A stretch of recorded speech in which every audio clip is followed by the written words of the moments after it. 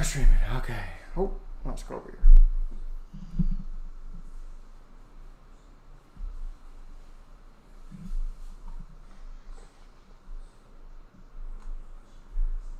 What's up, Buck fans? We're back yet again. It's Mark Ramirez and Michael Pless with you as always.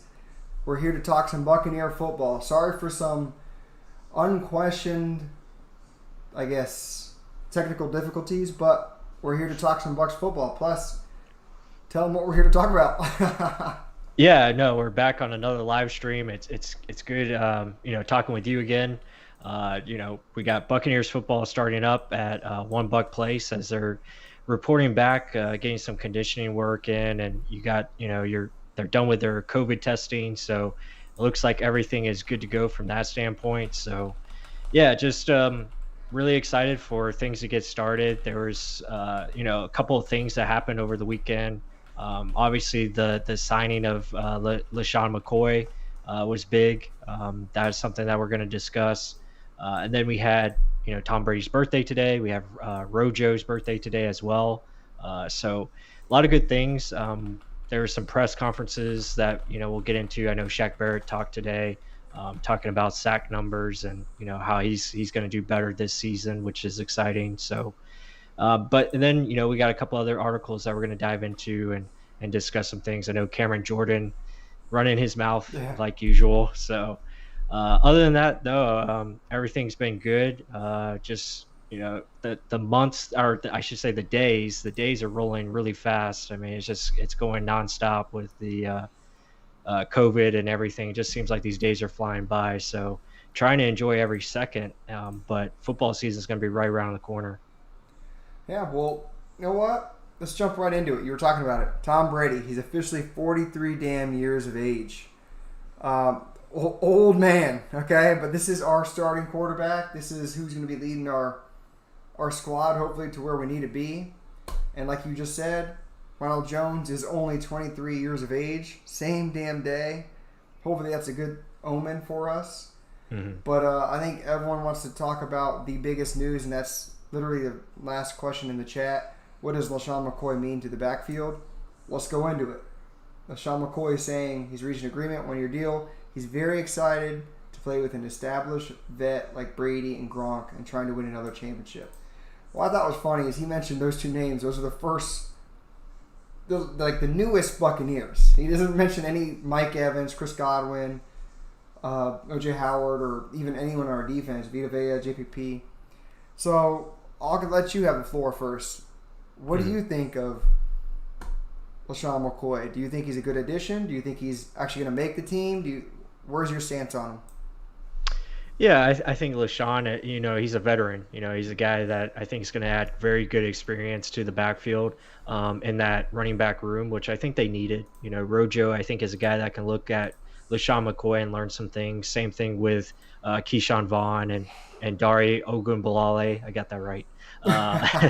And, those guys. And then you also have TJ Logan and Raymond Calais as well. So I think, LeSean was brought in as far as, I think, an insurance piece, but also a piece that could be, a high reward. It's a low risk because it doesn't cost you very much money. It's a 1-year deal. So you can get out of it pretty easily as far as contract.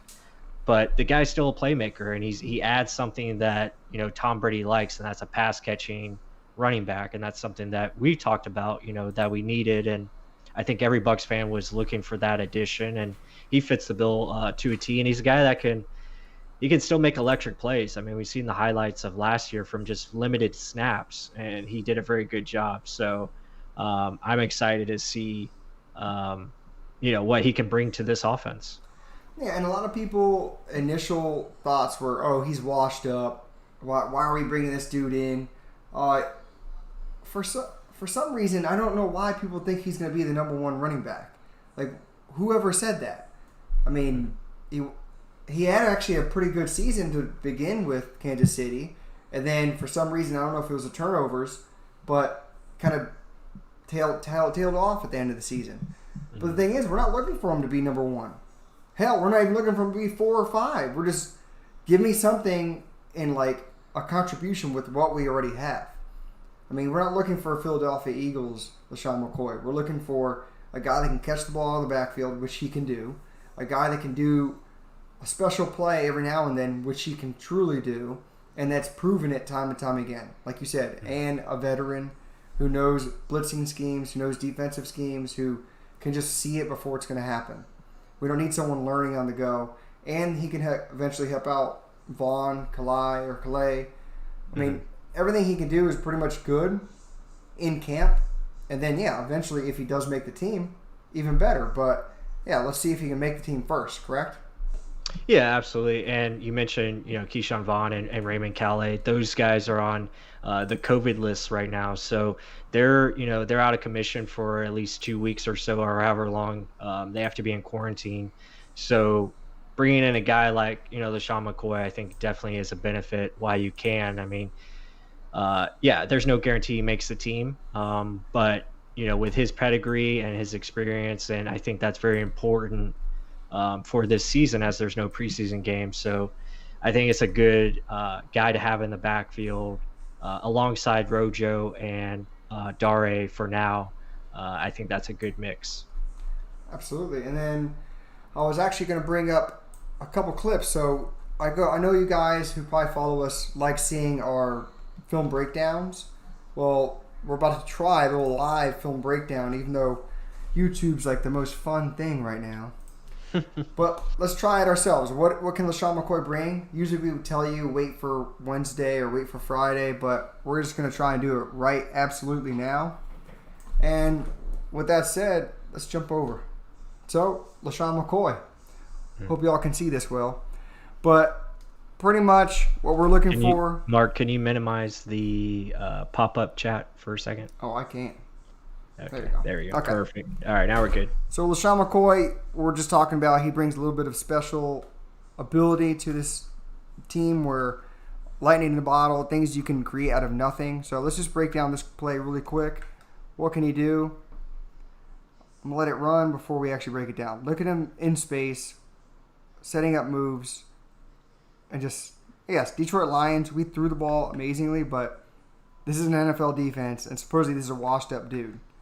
Immediately hits a hole, jukes one guy, jukes two guys, setting up, changing the ball midway. What do you like?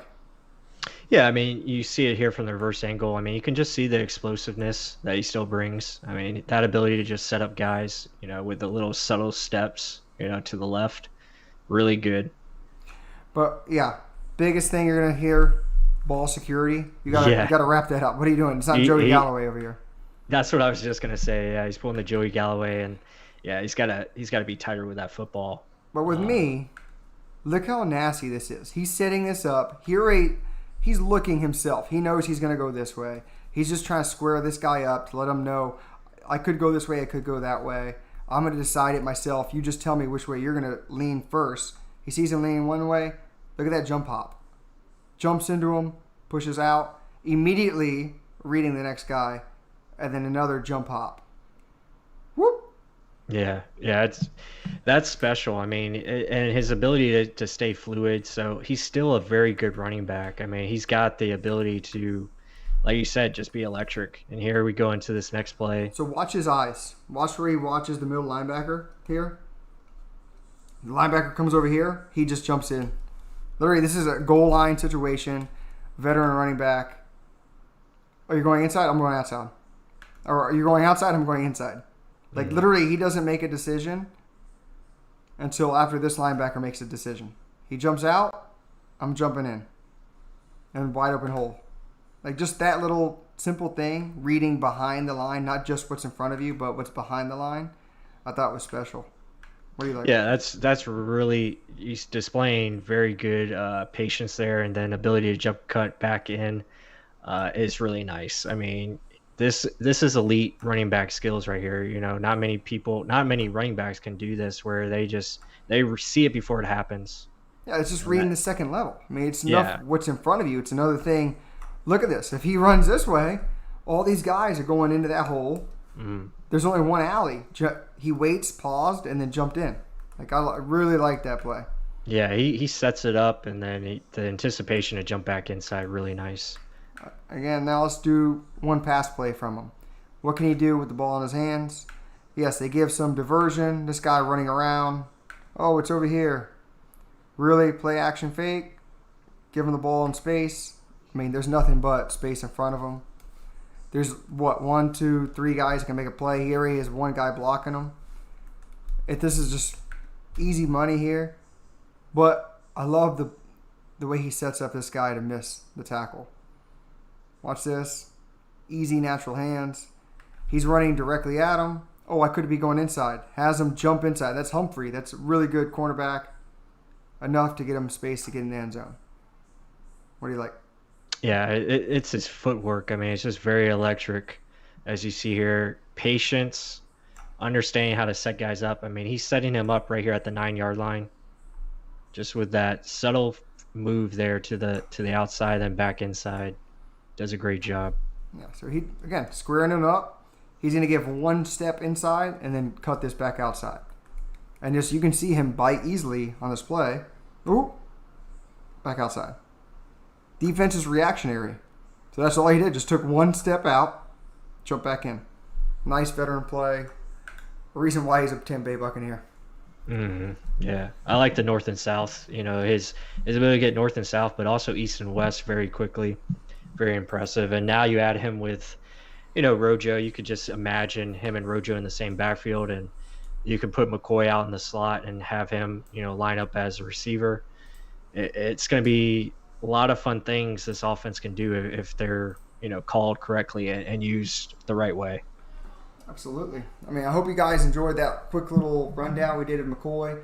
Expect our full breakdown either Wednesday or shortly after this. We'll see, bearing time. But, I mean, Lesean McCoy could really make this offense even better. And think about this. Mm-hmm. How scary could it possibly be? I mean, Tom Brady, Chris Godwin. I mean, let's just look at what Bucs Twitter decides to start talking about. This offense is scary.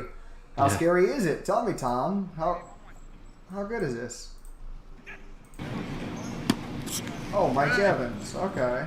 Who else we got? Oh, we're going deep? Where are we going? Chris Godwin. Okay. It's just, how good can they be? Scary good. I mean, we've listed all the names. Can it come into fruition? Is Tom Brady really that good at making his adjustments on the fly that fast? I mean, he's having to learn a whole new, somewhat of a system.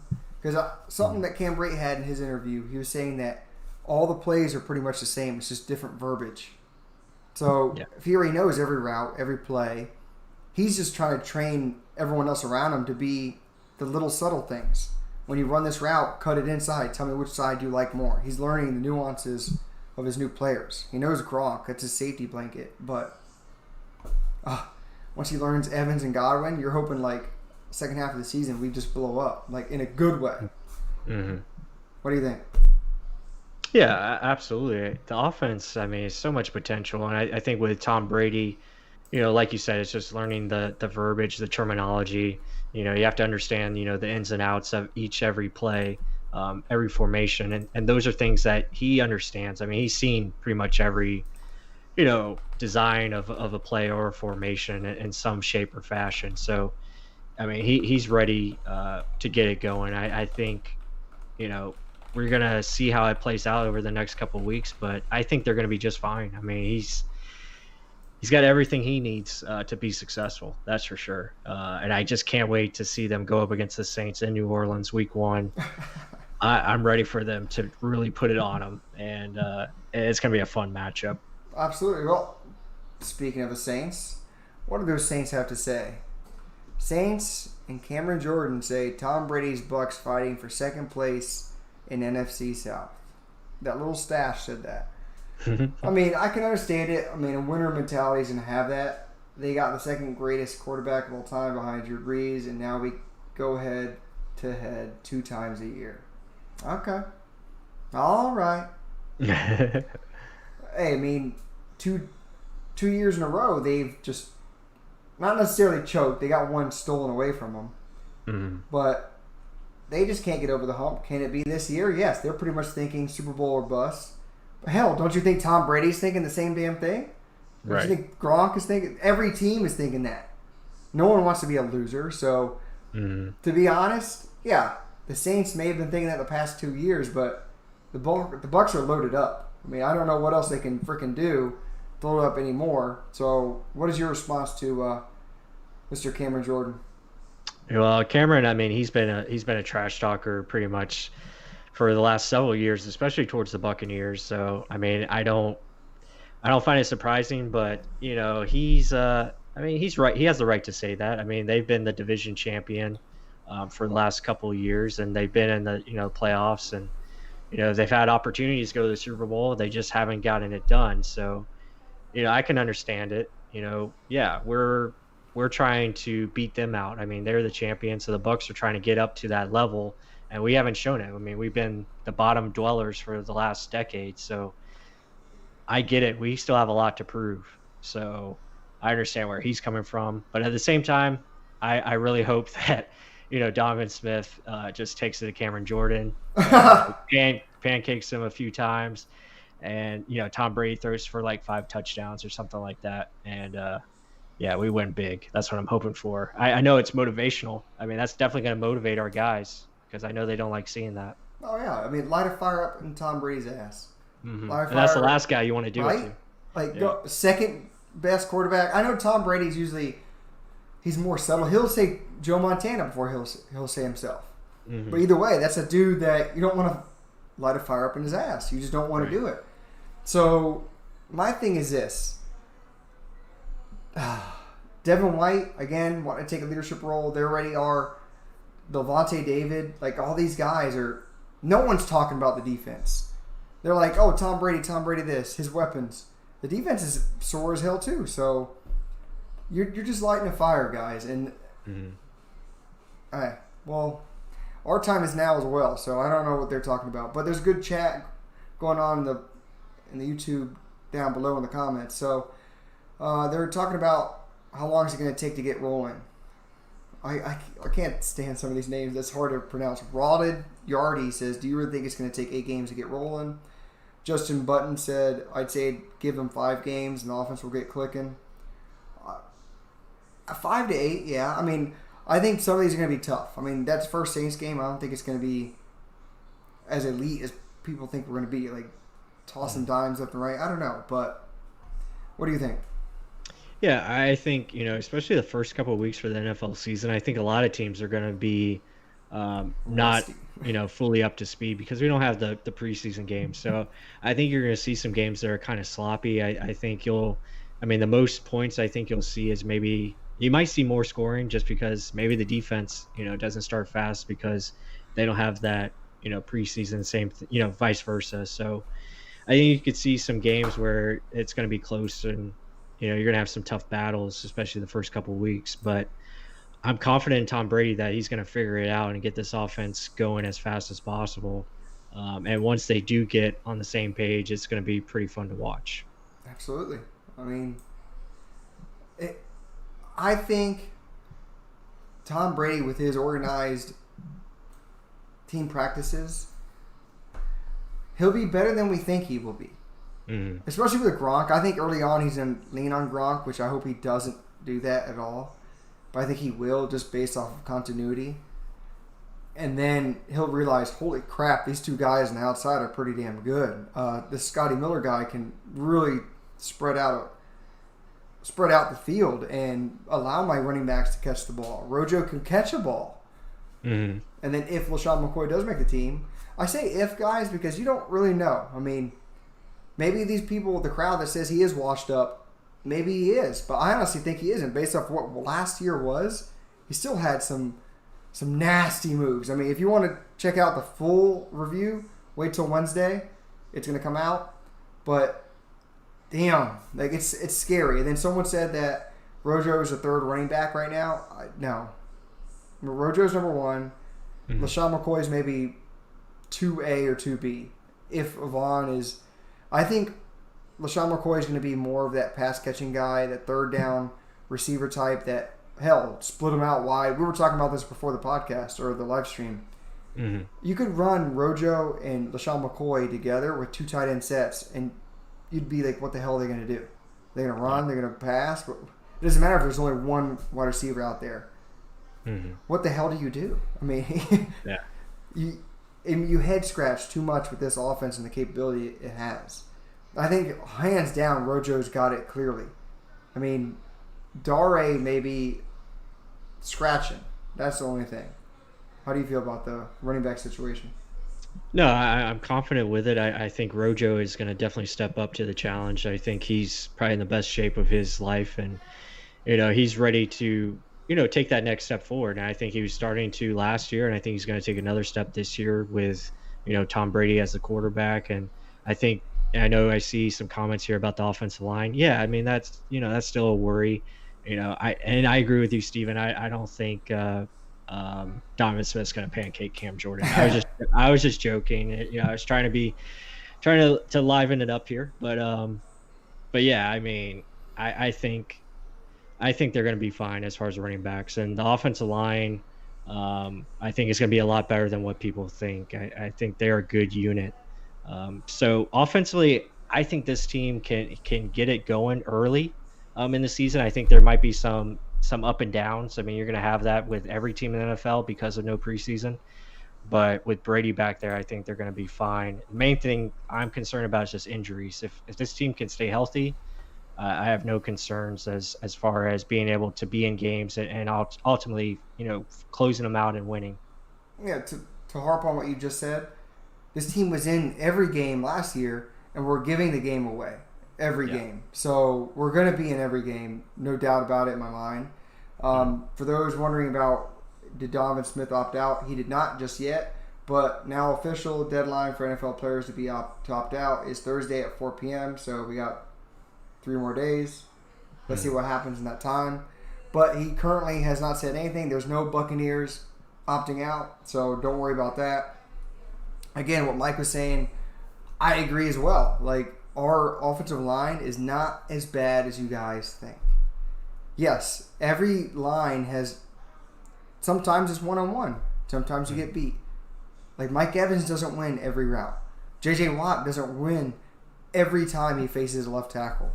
Or Khalil Mack, or anyone you want to... X-player. So, there's going to be times where they lose. Donovan Smith, he gets polarized for being a piece of trash. Go check out our film study of him. It's not just finding only good plays. We put the bad plays first for you guys who want to just crap on him. He looks silly at times, I agree, but the majority of the time, he is consistent with his play.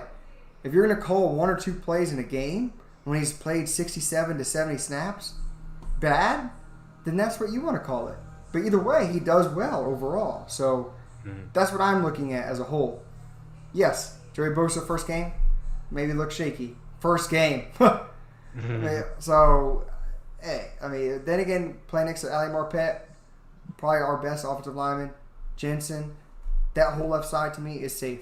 Right side is the only area of concern to me, especially with a right tackle that is a rookie. So, guys, just pump your brakes. And I know some people were actually wondering if Donovan Smith did opt out, who would be left tackle. I'll let you take that one first. Who do you think would be left tackle? Since I've been talking too much. Yeah, I think they would probably lean towards Joe Haig, and then maybe try the rookie out there at left tackle, Tristan Wirfs. But I think Joe Haig would probably be your first option. I know Bruce Arians talked about Brad Seaton as well as a guy. And then I think there's one more name that I'm missing. He said Joe Haig and Brad Seaton. He said he never said. Some people said, "Oh, Wirfs is going to be it." No, he never said definitely. I saw that interview. He didn't say it's definitely going to be it. He mentioned, I think, Joe Haig first, then Wirfs, and then Brad Seaton. Yeah. So I think he's leaning towards Joe Haig. He's not going to put a rookie left tackle out there that's only played right tackle and sparingly left tackle to start. I don't care how athletically gifted the dude is. This is NFL elite talent that was the best of the best in college. So this is their profession now. That would be Tom Brady's career right there if you did that. And some people are so confident in him, acting like Donovan Smith is trash. I'm going to stand up for him. I mean, let's see. Hardcore Hero said, "Are we expecting Donovan to opt out again?" I thought we were past that. being a real concern. He hasn't opted out. There's like an opt out tracker. I'll try and find it. Plus, you can kind of talk up what we've been saying, but I'll try and find this. Yeah, I mean, yeah. As far as we know, Donovan's going to play. I haven't seen anything as far as him, leaning towards opting out. So, yeah, I mean, the offensive line I think is going to be at full strength, so we don't have to worry there. Again, I mean, yeah, chemistry and all that plays a part, but most of these guys have played together. Your only new addition is going to be that right tackle spot. So even with Tristan Wirfs in there as a rookie, I think he'll be okay, especially on the right side. You never know. You might see Joe Haig get that right tackle spot to begin with, and then maybe they work in Wirfs later on as the year goes forward. But yeah, just recapping what we've discussed so far, especially on the offense, I think the offense is going to be okay. I think they're going to be able to make some things happen early on. It might not be perfect. There are going to be some mistakes, obviously. And I think that's going to be our football wide. I think there's going to be a lot of mistakes made and probably see penalties and stuff like that, the first couple of weeks. But once they get into week 3, 4, 5, I think it's going to get better. And I think this offense is going to be very scary with their ability to, create mismatches. I wouldn't be surprised if, teams keep it simple, as far as their playbook and stuff like that.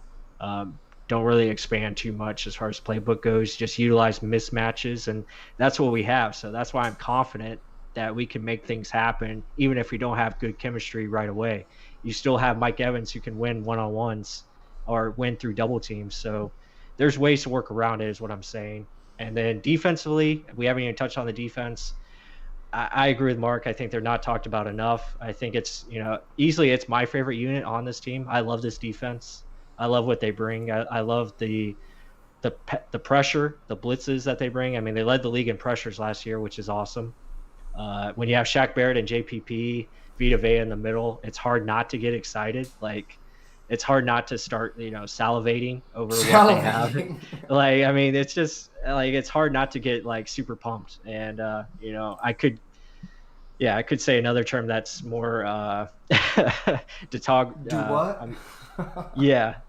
More inappropriate is provocative. Yeah, provocative. Yeah, that's the word. But the main thing is, I'm excited when I talk about this defense. I mean, and then the thing about Jordan Whitehead, I don't think we discussed that yet about the pro football focus, and they left him out. Yeah. Yeah, like that was ridiculous. I mean, Jordan is one of our better players on this team. He's very consistent. I think he's going to be awesome this year. Adding Antoine Winfield, I think is going to be great. So a lot of good things. Yeah, there's concern depth-wise. I think that's the biggest concern on the defense. If injuries happen, we're in tough shit, to be honest. Especially at certain spots. Yeah, defensive tackle. Yeah, defensive tackle, linebacker. I think if there's certain injuries, cornerback is kind of iffy if you get, past our top 3 guys. But check this out. My big dog retweeted our there we go. Film site. Thank you, Jordan Whitehead. Yeah, appreciate it. But yeah, I mean, let me catch up on a couple of points you talked about. So the opt-out tracker. So this is something also. Buccaneers, because of alphabetical order. There is none. I think Tom Brady, Gronk has people all in on this season, realizing, holy crap, this could really be it. I think even if they are concerned, they're like, how many times can you get close to being in a Super Bowl? Realistically, I think that's what they're kind of thinking. That doesn't mean they're putting their lives and their families' lives at risk. Yes, some people think it is to that point. I think they're going to take every precaution possible. I think they need to learn from the NHL and basketball because they've literally mastered this bubble, and it's freaking working. I think they said 7,000 tests have gone on with the NBA, and none of them are positive. Right. Freaking amazing. So yeah. NBA or NFL, please learn from this a little bit. Mm-hmm. Yes, I know it's a lot harder because baseball too. Yeah, baseball needs to learn something. Yeah. Freaking Marlins going and partying in Atlanta, then it's stupid. Yep. But I mean, overall, majority of the players were like, there was 8 players on New England or more. Mm-hmm. It's rightfully so. I mean, if you're that concerned, you have health issues in your household of small kids. Again, Donovan Smith has that issue. I can understand it. You don't want to be the reason behind your son or daughter passing because you just wanted to play a game, especially if you're that well off and you can afford to miss 1 year. And they have this established plan in place of what they will help out with these players. Mm-hmm. But I mean, overall, I think they're convinced. Like the whole team itself knows this is our time to kind of do it. But I was going to talk about the defense again. Rotted Yardy said, I think this defense is coming out the gates with dog in them. I agree, and with what Plus said about defensive tackle injury, again, I kind of agree with him. If Vita Vea goes out, you don't have anyone to replace him. Vita Vea is unique. Mm-hmm. And Dominican Sue's, he's near the end of his line. He's not washed up, like a lot of people want to say, but he can't perform like Vita Vea does. So you're going to have to ask everyone else on that defensive line to step up. You don't have anyone proven behind JPP and Shaq Barrett. Anthony Nelson played a handful of games, so right. It is scary if there's injuries on the defensive line, but overall, that defense, especially the secondary, they're youthful. They learned from last year. I guarantee you they're chomping at the bit. SMB, I guarantee you, is like, please, try this shit with me again. Try those short passes with me again, Drew Brees, first game of the season. Because guess what? I know my guys up front can do it. I have trust now in what my defensive sets are supposed to do. Where I'm supposed to be, what my defensive line is going to be. When I know Devin White's going to blitz, I know I can jump a route. That's what 1 year of learning does, especially with players like him. So stop sleeping on the defense. I think the defense is going to be even more special than the offense early on. That's my biggest takeaway early. Yeah, I think, and that's what I was talking about, just league-wide, I think it's going to be, defenses, I think, should be ahead of the curve. But, we'll see. I mean, this offense just has so many playmakers. I think they're going to find a way to make it work and be good enough early on as they work things out. And try not to make, too many mistakes where it costs them, football games. But yeah, defensively, I'm right there with you, especially in the secondary. You talk Sean Murphy-Bunting. That guy looks just as big as Jamel Dean now. I mean, he's jacked up. He looks ready to go. I mean, there's 12 pounds of muscle that he added. He looks very strong. And then you have Carlton Davis and Jamel Dean as well. So really excited about that group. I know there's a question in here about the safeties. I know we talked about who's going to be the starting safeties before, but I'm leaning towards what we had last year. I'm leaning towards Jordan Whitehead and Mike Edwards, but I think eventually you'll have Winfield coming in and playing more. But I think it's going to be a 3-man rotation. I think they're going to have Edwards, Whitehead, Winfield all in there at multiple times. Pretty much on the field. Pretty much likely on the field a lot because they're going to use their mismatches and matchups like they want. Okay, so this may be strange thinking, but see it this way. I mean, see how the same way the offense kind of throws it in your face, oh, you have to get the personnel out to match me up. Mm-hmm. Hell, if you got Mike Edwards, Jordan Whitehead, Antoine Winfield Jr. out there in the same time, all three out there at the same time, mm-hmm. It doesn't matter if they go big. You can match up as heavy tight end sets. You can match up if they go 3 wideouts. You can match up anywhere. Mm-hmm. It doesn't matter. That's the creativity of what having all these damn good safeties do for your defense. And then Winfield can blitz. All of them can blitz. If you watched our Whitehead video, you know he can blitz. Mm-hmm. All of them are very aggressive and heady players. Yes, Whitehead's better at near the line. I'll be the first to say that. But it's still, we may not even need to have that much time. It's going to be a reactionary quick because our defensive line hopefully stays healthy and we can be that type of defense. But I agree with you. Jordan Whitehead and Mike Edwards should be the starting and slowly build up Winfield. And if he takes over for one of them, okay. But I think it's going to be more rotational kind of thing. I agree. I mean, Vita Vea was rotational and he was that big of an influence. Mm-hmm. Dominican Sue played way more snaps than Vita Vea. the thing is, you felt more of an impact from Vita Vea. People think Sue's a piece of trash when he played so damn much. Yeah. So, hey, people think things. Yeah. Let's go on to this next story. So it's about, let's go over here. Top 2020 training camp battles for Buccaneers. Rob Gronkowski, no lock to emerge as Tampa's starting tight end. I agree with that. Yeah, same thing. Right? Yeah. No lock, but I thought I was going to say no lock to make the team. I was about to say, holy hell. That would be a surprise. But yeah, starting with tight end. We talked about this prior as well. Everyone knows 12 personnel.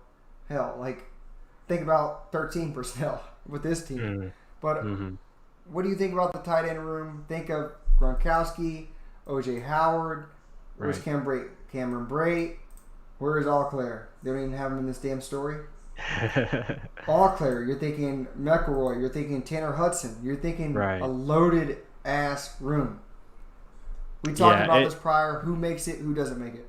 Yeah, it's a deep tight end room, and they just let go Jordan Leggett, who was another good tight end.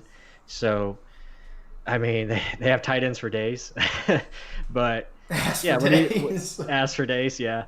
But when you look at it, OJ Howard for days. Yep, OJ Howard, Gronk, Cam Brate, all those guys are going to play. They're going to be on the field probably at the same time at some points. They'll go 13 personnel where they have 3 tight ends, one receiver, 1 running back. Or they can go, 2 tight ends is pretty much going to be their base formation, which is 12 personnel, 2 tight ends, 2 receivers, 1 back. That's how they're going to likely play it. And, you can create so many mismatches just from that. But, yeah, I agree that Gronk isn't a lock to, be the starter. I think OJ has a good track to maybe be that guy. Cam Brate, I think, could have, new life with this offense, especially under Tom Brady. So, I think it's a great room to have. As far as how many they keep, I think they're going to keep 4. I think last year they might have kept 5, but I'm leaning towards 4, and I think Auclair is that 4th guy, and then you take one of the Tanner Hudson or Cody McElroy for your practice squad. Yeah, and then we've talked about this in prior live streams. I mean, you could probably sneak a whole bunch of people on your practice squad because no one knows anyone, especially if they haven't played yet. Yeah, 16-man squads, which helps. So there's definitely more room to add there. But yeah, it's going to be interesting to see how they go with the position groups. Do we keep 3 quarterbacks? Do we keep 4 running backs or 3 running backs, etc.? How many receivers are they going to keep? So all that plays into a part. Offensive line. Do we stack more heavy on the offensive line than usual because of potential injuries or COVID situation? And same thing with defensive line and etc. So it'll be interesting to see how they construct it. It's going to be different. I think. It's probably the end of Ryan Griffin, the run of him. I think he'll probably be out, and they'll try to keep more guys as far as your skill players. I think you made a huge point there of COVID and the offensive line, because we usually keep one swing guy. Yeah, they usually keep like maybe 9 or 10 offensive line. Well, maybe 9 offensive linemen, and I think they usually dress 7, and then they have 2 inactive. I think that's usually how they play it. And usually they'll keep some on the practice squad as well. I think your biggest point, though, is offensive line with COVID.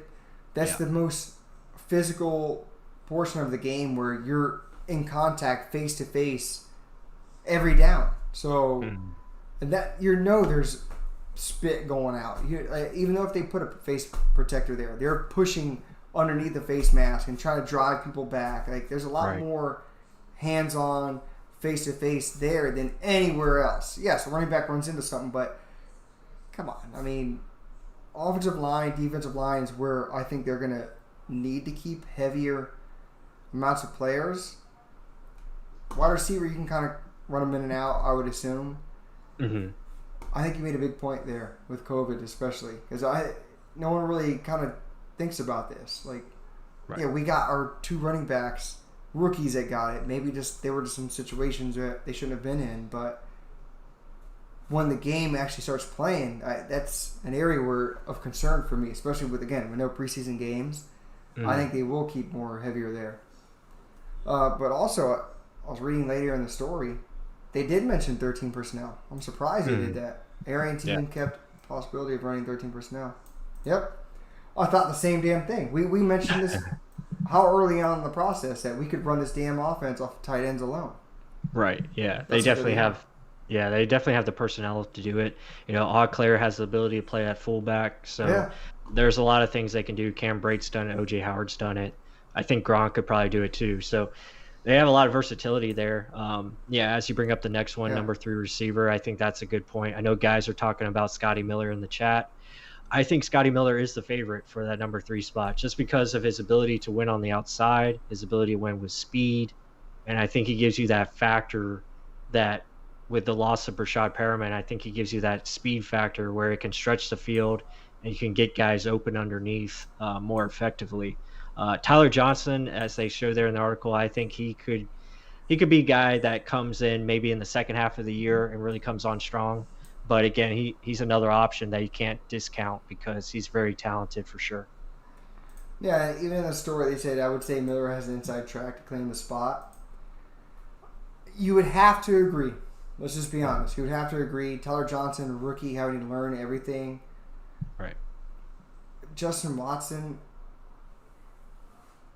I don't know. I just don't see him as a difference between everyone else and then playing the slot as well. Go ahead, right. What? You were going to say something? No, I just don't think Justin Watson has it. I just don't think he has what it takes to be consistent week in and week out. I mean, he's shown flashes where he's good, but it goes in and out too much. And I think he's going to be behind the curve. I like him as a reserve guy that you can use on special teams, and he can be that kind of guy and maybe come in, at times and do a play here or there, but not a guy that you consistently need to count on. I agree with that. I mean, special teams, hands down. But again, I've mentioned this again prior. Ryan Smith is a huge upgrade over Justin Watson. You saw when he was alone by himself on the gunner position. He just didn't have the same effect as Ryan Smith. And then he comes in one damn game after, explosion. Mm-hmm. So I think it's more Scottie Miller easily has inside track, especially him being in practices with Tom Brady early on. That's before this training camp.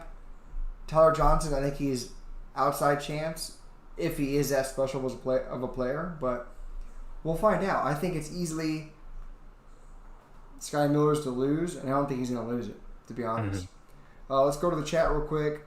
The Bucs look great. I want TB12 to get his 7th without Belichick. Trust in Tom, guys. I get the feeling from Bucs fans, from YouTube channels, that you guys expect something to go wrong.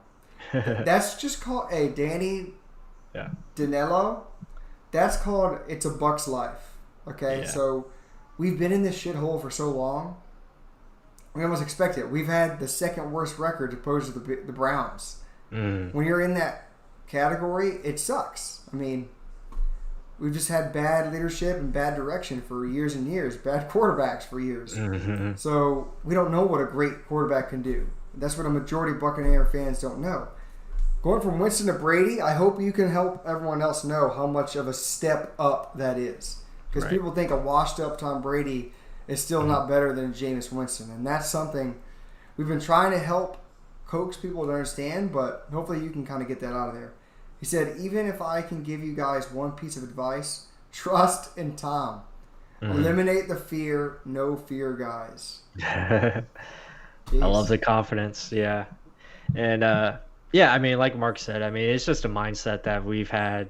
Unfortunately, it's a negative mindset because we've just been in a negative element for this franchise over the last 10, 12 years it's been. I mean, all we know is that, the Bucs just they find ways to lose. And that's been, unfortunately, the story of our franchise for most of its years, outside of the 90s and the early 2000s. So it's been a struggle being a Bucs fan, but we're excited as far as this rosters go. I think we've continued to make strides as far as overall roster, and now it's a more complete team. And now adding Tom Brady and Gronk, I think we have a really good chance, like Danny says. And I was talking with Mark, a couple of weeks ago about I think this team has really a good opportunity to go to the Super Bowl because of the talent that they have.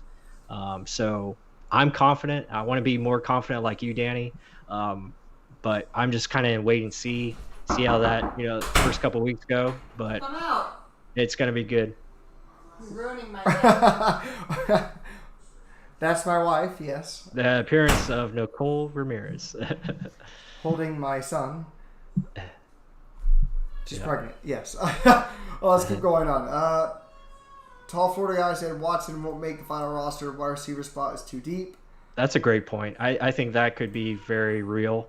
There's a lot of other receivers on this team that could, jump up above him, that can make the squad. I look at Brian Mitchell. I think that could be a guy that, maybe outplays him and makes the squad.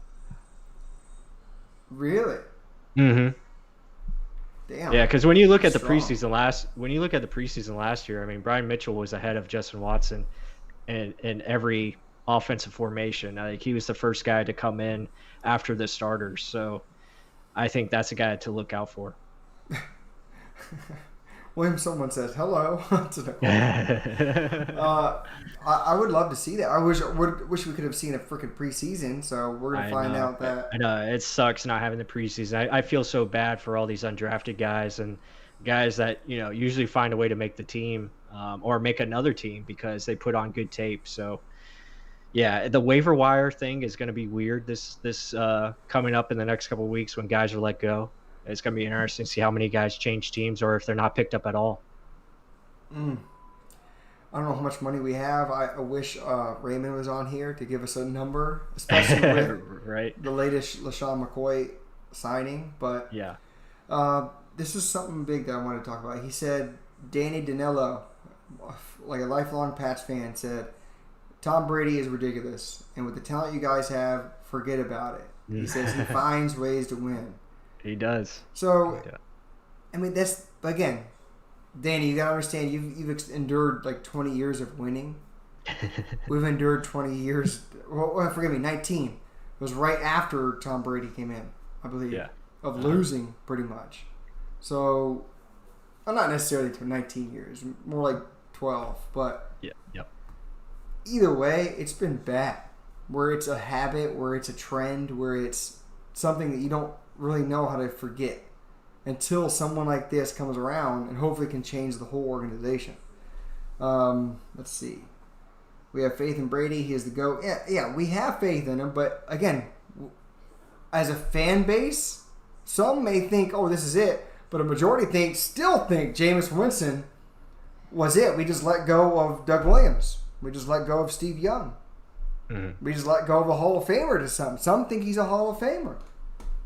So, I mean, here we go on the chat. Justin Button says, watching Jameis last year, all I had was fear.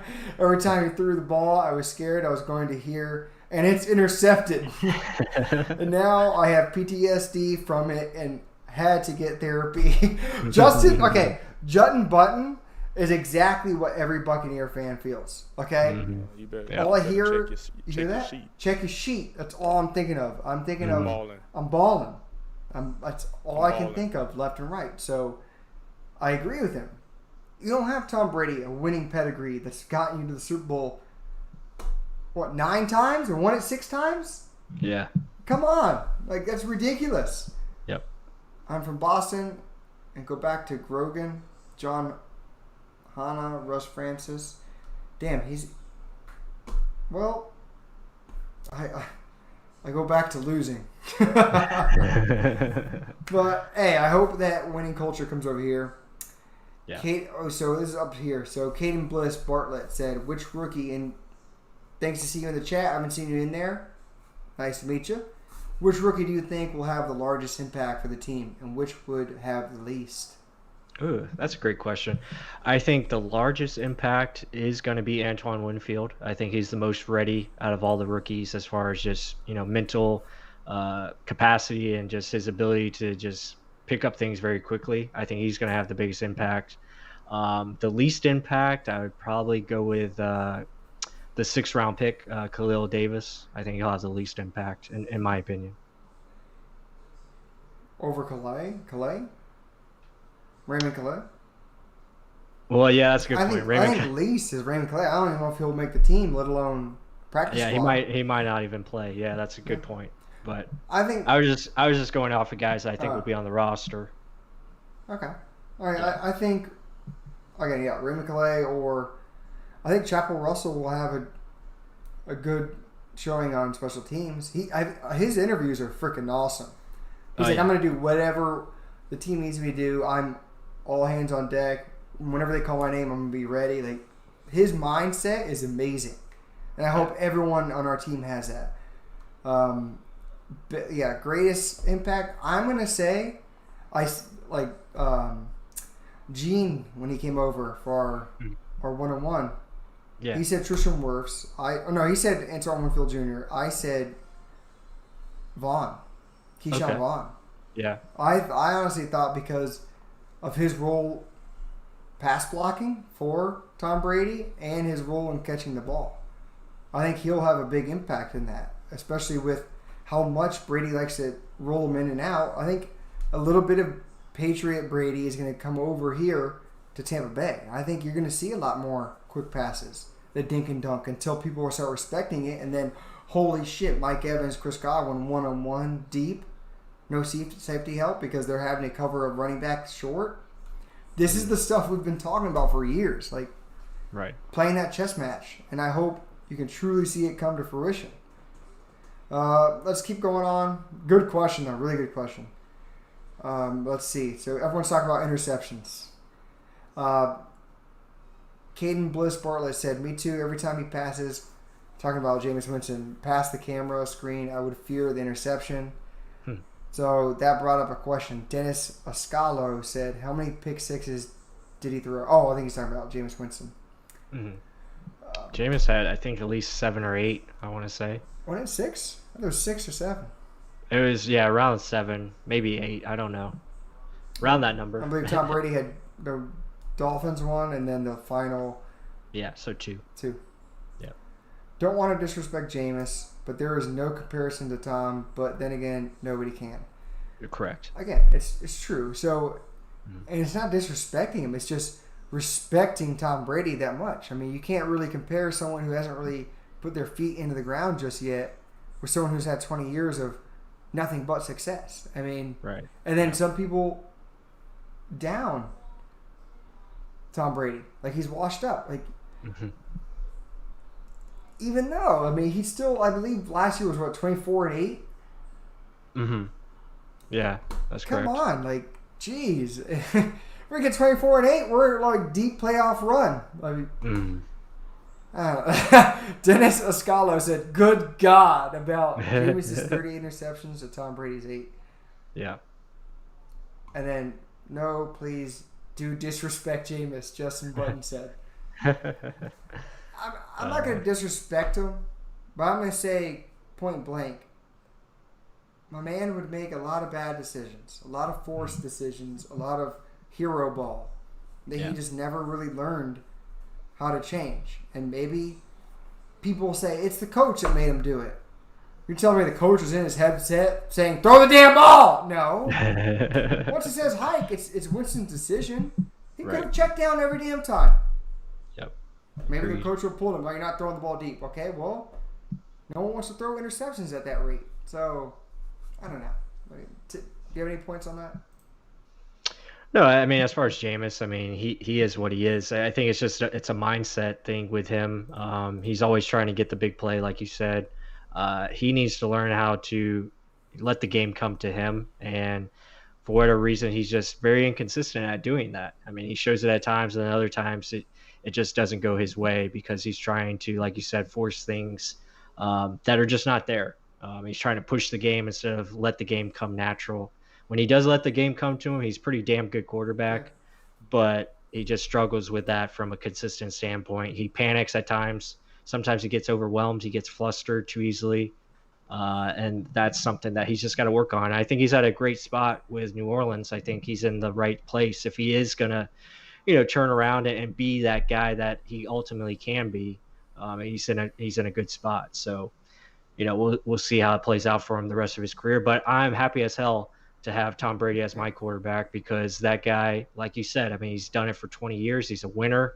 He knows how to get it done. And I'm very excited to see what he can do with the weapons that we have in Mike Evans, Chris Godwin, etc. I mean, it's just hard to put into words how excited someone. I mean, it's just like it's right there. I'm just I'm ready to see it. I just want to see it happen. Right? Yeah, exactly. I love seeing these damn clips in practice, though. Hell yeah. Right. But let's go on to the last couple things before we head on out. Running back position and the cornerback position. Running back, I think we kind of touched on. Rojo, hands down, number one. Mm-hmm. And then you're talking Lesean Mccoy and Keyshawn Vaughn fighting for 2. Right. Do you agree on that, first of all? Well, I think, obviously the X factor is Dare. I think what do they decide to do with Dare? Is he a bigger factor on this team than people realize? Like, is he going to have that role that he had last year as far as the third down back? So that's going to be a battle as far as, can Keyshawn Vaughn come back, quickly? I know he's in the quarantine right now. Can he get off that list and be in camp by the time they start doing their actual workouts and stuff like that? That'll be a big factor for him. But I think Lesean Mccoy has a good chance just because of the experience. I think Raymond Calais is probably on the, looking on the outside right now. Then you have TJ Logan, who I don't think is going to make it, depending on what we do as far as returner. That's, remains to be seen. But yeah, I agree with that as far as the storyline, as far as the battle. I think it's between those 3 guys. I think Rojo is clearly your number one. I think he's earned it. I think he's your top guy. Yeah, I fully agree with that. And LaShawn and Vaughn are like kind of said it earlier, 2A and 2B. You don't really have a designated number. And the way I look, best pass blocker. Right, and the way I look at it, I think a lot of these guys are going to be used as far as just certain formations, and they're going to be used as specialty guys, in addition to what Rojo can bring you. So there's going to be a lot of sub packages and stuff where these guys have certain set of plays that they do very well. I think that's what you're going to see, and I think we saw some of that last year. It just wasn't as consistent as we would like it to be. Yeah. All right, and then so last kind of big situation here. Cornerback, I think it's kind of set in stone, but I guess they're wondering of Carlton Davis, Jamel Dean, Sean Murphy-Bunting, who's going to get the outside corners, who's going to get the slot. Does someone come up from underneath like Parnell Motley, MJ Stewart? Some people hate. What do you think? What do you think of the secondary? I think the secondary is in good hands. I think the top 3 corners are going to see a lot of playing time because you're going to be in nickel majority of your defensive snaps. So I think Jamel Dean, Bunting, Davis are all going to be out there on the field a lot, just depending on how they want to make the matchups. And like we said with the 3 safeties, they have that ability to, play, miss a match or match up, how they want. So that is exciting. As far as the guys underneath them, that's going to be a battle for Ryan Smith, Parnell Motley, MJ Stewart. I think those are probably your 3 main guys that you're looking for, and there might be only 2 spots left out of those 3. So 2 of the 3 will make it. I think MJ is probably likely on the outside just because of his just lack of speed and really don't know where to place him. Well, you said he's going to make it on the outside? No, I said he's probably the outside guy looking in. Oh, okay. Yeah, sorry for the confusion. Like, whoa, no, I don't like him on the outside. I think he's a good inside slot corner that can add some things, but I think he's climbing an uphill battle is what I was trying to say. Absolutely. And again, like you kind of touched on everything. I think no matter what, it's going to be Carlton Davis, SMB on your outside, in a base, just 2 wide receiver set, and the second they go nickel, SMB's inside. Just taking advantage of Jamel Dean's ability to play outside. Mm-hmm. Again, we kind of showed it in tape and breakdown. Jamel Dean just isn't made for inside. He's bigger, he's lankier, he just will better use the sideline to his advantage. SMB is a cerebral type of player. He can freaking diagnose quickly and attack quickly. So use that inside. Some people have been comparing him to Rondé Barber. Don't do that just yet, but yes, comparable. I would honestly give him that. It's the closest thing we've seen in a while, but Damn, that's a Hall of Famer in my book, even though he's not there just yet. Mm. I mean, this defense, again, we mentioned it earlier. It can be scarier. Just, I'm worried about defensive tackle. That rotation is going to be very much needed early on.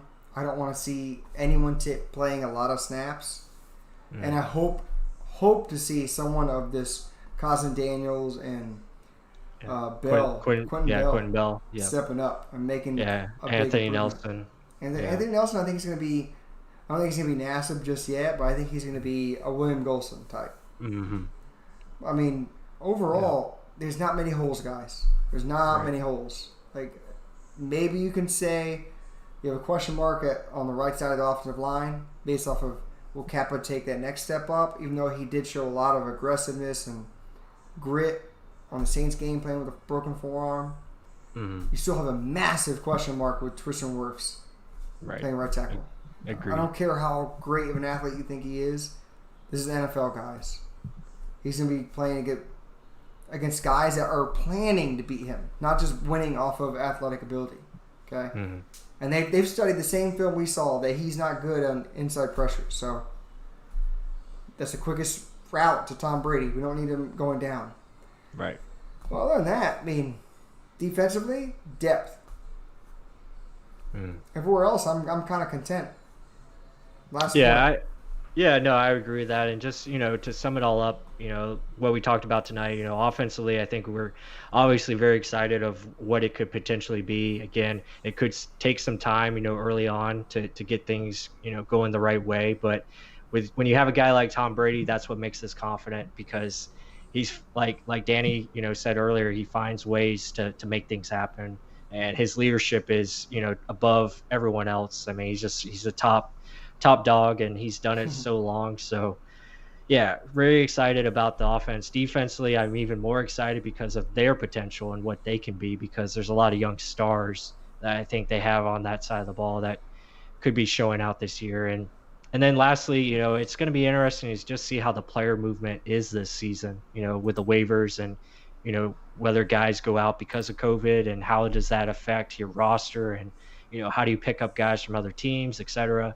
So just looking forward to that. But I mean, we're only 41 days away from, Bucs versus Saints, and I can't wait. I'm especially hyped after what Cameron Jordan said today. So I can't wait to see that. Absolutely. I mean, hey, Saints, keep pushing the buttons, right? I mean, let us see how good this damn team can get. I'll be one not to bet against Tom Brady. I mean, I get pissed at him every year against the Falcons. I was like, guys, shut the hell up. He's going to come back. And I'm one of those that I hate him because he's so good. Now he's on my team. I'm ecstatic. I don't know what the hell to think. Right. But we remember the Super Bowl against the Eagles. Remember that one? Well, all in my house. and we were so excited about when the Eagles pulled that one off. Well, I mean, hey, it's a Bucs life, but things can change. Exactly. In a Buccaneer reference, the tides can turn. The right captain to be at the ship. I don't know what other legit dumb terms you want to give, but hey, maybe it's a low tide, high tide. I don't know, guys. Well, other than that, guys, I hope you enjoyed the live stream. If you haven't just yet, I know there's a lot of people in the group chat. Like, subscribe if you haven't. Help us out down below, and we'll catch you on the next one.